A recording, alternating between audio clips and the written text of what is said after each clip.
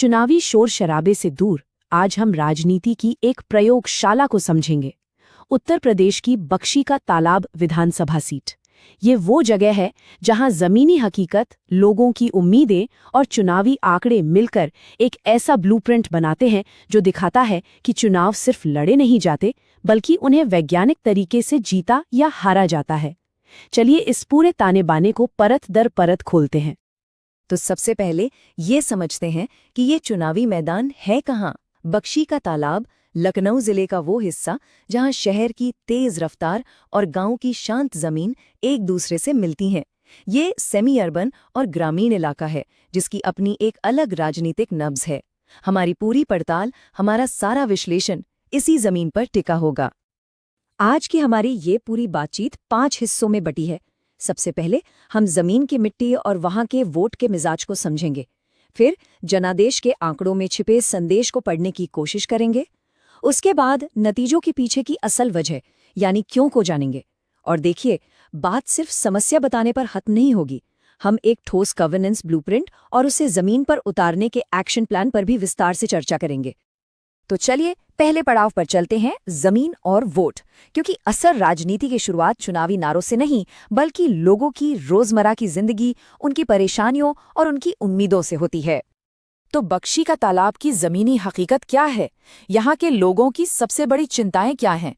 देखिए, युवाओं के हाथों में डिग्री तो है पर रोजगार नहीं। बड़े उद्योगों का कोई नामो निशान नहीं। सड़कें टूटी फूटी हैं और जरा सी बारिश में नालियां जवाब दे जाती हैं। कुकरेल और रेठ जैसी नदियां जो कभी यहाँ की जीवन रेखा थीं, आज बस नाम की रह गई हैं। राशन कार्ड बनवाने में लोगों को चक्कर काटने पड़ते हैं और स्कूल और अस्पताल वो बढ़ती आबादी के बोझ तले दबे हुए हैं। एक बात साफ समझ लीजिए, ये सिर्फ शिकायतें नहीं हैं, ये वो जमीन है, ये वो खाद पानी है जहां से कोई भी राजनीतिक रणनीति जन्म लेती है। चलिए अब दूसरे पड़ाव की तरफ बढ़ते हैं, जनादेश को डिकोड करना। अब जरा देखते हैं कि यहाँ के वोटरों ने आंकड़ों के जरिए हमें क्या कहानी सुनाई है। 2022 में इस चुनावी मैदान का आकार देखिए, 4,56,965 रजिस्टर्ड वोटर। ये बहुत बड़ी संख्या है। ये दिखाती है कि यहाँ की राजनीति को कोई भी हल्के में लेने की गलती नहीं कर सकता। और इससे भी जरूरी बात यह है कि इन वोटरों में से लगभग 70% यानी 69.8% ने अपना वोट डाला। ये एक बहुत ही ऊंचा आंकड़ा है, खासकर ग्रामीण इलाकों के हिसाब से।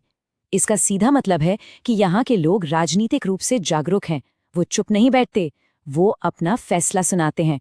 यहाँ जीत उसी की होगी जो अपने वोटर को घर से निकालकर बूथ तक ले आएगा। अब आते हैं उस नंबर पर जो इस पूरी कहानी, इस पूरे विश्लेषण का केंद्र बिंदु है। वो आंकड़ा जो जीत और हार के बीच की एक बड़ी दीवार बनकर खड़ा हो गया। 27,788। 2022 के चुनाव में भारतीय जनता पार्टी इसी मार्जिन से जीती थी। किसी भी चैलेंजर के लिए, किसी भी विपक्षी रणनीति के लिए यही वो पहाड़ है जिसे भेदना है। ये टेबल पिछले एक दशक की पूरी कहानी कह देती है। देखिए, 2012 में समाजवादी पार्टी एक बहुत करीबी मुकाबले में जीती थी। 2017 में बीजेपी की एक बड़ी लहर आई और समीकरण बदल गए। 2022 में बीजेपी ने अपना वोट शेयर और बढ़ाया, लेकिन दिलचस्प बात यह है कि सपा ने भी जोरदार वापसी की। लेकिन कहानी का सबसे बड़ा मोड़ कहीं और था।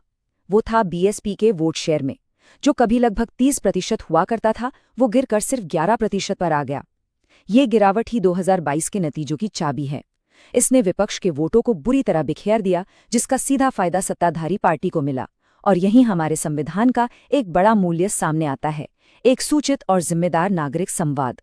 इन आंकड़ों को समझना किसी पार्टी का समर्थन या विरोध नहीं, बल्कि लोकतंत्र को मजबूत बनाने की एक जिम्मेदारी है। तो ये तो हुआ कि क्या हुआ। अब समझते हैं कि ऐसा क्यों हुआ। हम अपने तीसरे पड़ाव पर हैं, नतीजों का विश्लेषण। आखिर 2022 के उन आंकड़ों के पीछे की सामाजिक और राजनीतिक वजहें क्या थीं? किसी भी विधानसभा सीट को समझने के लिए उसका सामाजिक समीकरण समझना बेहद जरूरी है। यहाँ करीब 30% दलित या एससी आबादी है, जो एक बहुत बड़ा वोट बैंक है। ओबीसी यादव समुदाय पारंपरिक रूप से समाजवादी पार्टी का मजबूत आधार माना जाता है। लगभग 11% मुस्लिम वोटर हैं। वहीं ब्राह्मण समुदाय का झुकाव अमूमन बीजेपी की तरफ देखा गया है। लेकिन असली खेल, जिसे हम किंग मेकर कह सकते हैं, वो गैर यादव, ओबीसी और दूसरे समुदायों के हाथ में है। ये वोटर जिस तरफ जाते हैं, चुनाव का ऊंट उसी करवट बैठता है। मैं इस बात को फिर से दोहराना चाहूंगा। 2022 के चुनाव का सबसे महत्वपूर्ण, सबसे निर्णायक फैक्टर यही था, बहुजन समाज पार्टी के पारंपरिक वोट बैंक का टूटना। जब बीएसपी का वोट शेयर 30% से फिसलकर 11% पर आया, तो ये वोट हवा में नहीं गया, ये बट गया। और इस बिखराव ने विपक्ष की ताकत को कमजोर कर दिया, जिसका सीधा फायदा सत्ताधारी पार्टी को मिला। चुनावी मैदान में दो बिल्कुल अलग-अलग कहानियां लड़ी जा रही थी। एक तरफ सत्ताधारी पार्टी एक बड़ा सपना दिखा रही थी, हजरतगंज जैसा मेकओवर, बड़े-बड़े प्रोजेक्ट्स और राज्य स्तर के विकास का नैरेटिव। तो दूसरी तरफ विपक्ष के पास एक जबरदस्त मौका था जमीन की हकीकत को सामने लाने का। वो हकीकत थी रोजी रोटी का सवाल, पानी की किल्लत और उन सरकारी योजनाओं की सच्चाई जो कागजों पर तो थीं, पर शायद लोगों की जिंदगी तक नहीं पहुंच रही थी। ये टॉप डाउन विजन और बॉटम अप हकीकत की लड़ाई थी। तो क्या 2024 के लोकसभा चुनाव ने भविष्य का कोई संकेत दिया है? याद रखिए, बख्शी का तालाब विधानसभा मोहनलालगंज लोकसभा सीट का ही एक हिस्सा है और 2024 में इस लोकसभा सीट पर समाजवादी पार्टी ने जीत दर्ज की। राजनीति के जानकार इसे एक बड़ा इशारा मान सकते हैं। शायद वोटरों का मन बदल रहा है और हो सकता है कि सत्ताधारी दल के प्रति एक तरह की थकान पैदा हो रही हो। अब तक हमने बीमारी के लक्षणों और कारणों का विश्लेषण किया, अब हम इलाज की बात करेंगे। हमारा चौथा पड़ाव, गवर्नेंस का ब्लूप्रिंट, एक ऐसा एक्शन प्लान जिसका मकसद सिर्फ चुनाव जीतना नहीं बल्कि बेहतर शासन देना हो। अगर हम वोटरों की शिकायतों को एक हीट मैप पर रखें तो तस्वीर बिल्कुल साफ हो जाती है। सबसे ज्यादा चिंता, सबसे बड़ी आग किस बात की है? रोजगार और रोजी रोटी। उसकी ठीक बाद दूसरे नंबर पर है अच्छी सड़कें और साफ पानी। और फिर आती हैं बुनियादी सुविधाएं जैसे बेहतर स्कूल और अस्पताल। कोई भी सफल राजनीतिक रणनीति इन्हीं 3 मुद्दों के इर्द गिर्द ही बननी चाहिए। जनता ने अपनी प्राथमिकताएं साफ साफ बता दी हैं। उस 27,788 वोटों के अंतर को पाटने के लिए एक चतुर्मुख सिद्धांत यानी एक 4 तरफा रणनीति की जरूरत होगी। पहला मोर्चा है चुनावी ताकत, यादव मुस्लिम दलित गठबंधन को और मजबूत करना। दूसरा मोर्चा है संगठन की ताकत, हर बूथ पर मजबूत कमेटियां बनाना जिन्हें यहाँ भीम कहा गया है। तीसरा मोर्चा है नैरेटिव की ताकत, विकास की एक ऐसी कहानी जो लोगों के दिलों को छुए और भ्रष्टाचार मुक्त हो। और चौथा मोर्चा है संसाधनों की ताकत, पैसे की कमी को लोगों की ताकत यानी जनशक्ति से पूरा करना। इन चारों स्तंभों पर एक साथ एक बराबर जोर देना होगा। और अब आखिरी पड़ाव, प्लान को एक्शन में कैसे बदला जाए। इस ब्लूप्रिंट को कागज से उतारकर जमीन पर कैसे लाया जाए, इसके लिए एक तय समय सीमा के साथ बना हुआ कैंपेन प्लान। ये है 90 दिनों का एक सधा हुआ एक्शन प्लान। पहले 30 दिन यानी D90 से D60 तैयारी और नींव को मजबूत करने का काम, डेटा का विश्लेषण, कमिटियों का गठन। अगले 30 दिन यानी D59 से D30 लोगों से सीधा संपर्क बढ़ाना, घर घर जाना, जनसंवाद करना।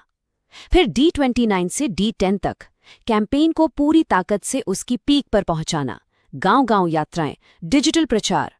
और आखिरी 9 दिन सिर्फ और सिर्फ एक काम, गेट आउट द वोट, अपने हर एक वोटर को बूथ तक लेकर आना।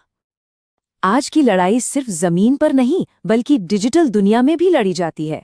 100 से ज्यादा स्थानीय व्हाट्सएप ग्रुप्स के जरिए अपनी बात सीधे लोगों तक पहुंचाना, इंस्टाग्राम रील्स और फेसबुक लाइव के माध्यम से स्थानीय कहानियों को आवाज देना, और सबसे जरूरी अफवाहों और गलत सूचनाओं का तुरंत फैक्ट चेक करके जवाब देना। ये एक कम लागत वाली लेकिन बहुत असरदार रणनीति हो सकती है।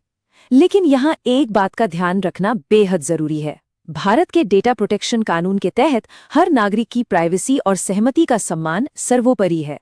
किसी भी डिजिटल कैंपेन को इन कानूनी और नैतिक सीमाओं का पूरी तरह से पालन करना ही होगा। अंत में ये याद रखना हम सबके लिए जरूरी है कि चुनाव जीतना अपने आप में मंजिल नहीं है, ये तो बस एक पड़ाव है। चुनाव जीतने का असली मकसद है बेहतर शासन करने का अधिकार और जिम्मेदारी हासिल करना। तो आखिरी और सबसे बड़ा सवाल यही है कि क्या डेटा, जमीनी हकीकत और जनता पर केंद्रित ऐसा ब्लूप्रिंट सिर्फ शिकायतों और आरोप प्रत्यारोप की राजनीति को बदलकर असल गवर्नेंस यानी सुशासन की राजनीति में तब्दील कर सकता है? इसका जवाब तो आने वाले वक्त में बख्शी का तालाब की जनता ही देगी। लेकिन इस सवाल पर सोचना हम सबके लिए जरूरी है। If you want to become a people-centric leader and uplift your constituency, get in touch with Blueprint Strategies AI at mgr@blueprintstrategies.ai or call 080-420-4160. Purpose Beyond Politics.